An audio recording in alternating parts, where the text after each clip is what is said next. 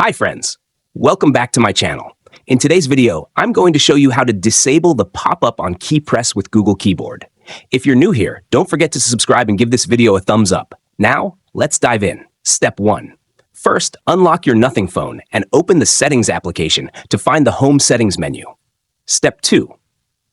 Now, scroll down and locate the System option. It's typically towards the bottom of the list. Tap on System to open the next set of options.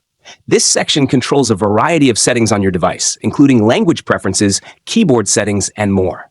Step 3. Next, locate the keyboard options. Tap on it, and then tap on On-Screen Keyboard.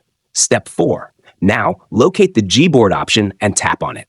Step 5. Next, locate the Preferences option.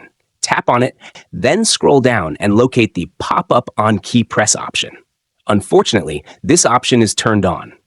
Step 6. For the last and most important step, tap the pop-up on key press option to turn it off instantly. If you found this tutorial helpful, don't forget to give it a thumbs up and subscribe to my channel for more great tips.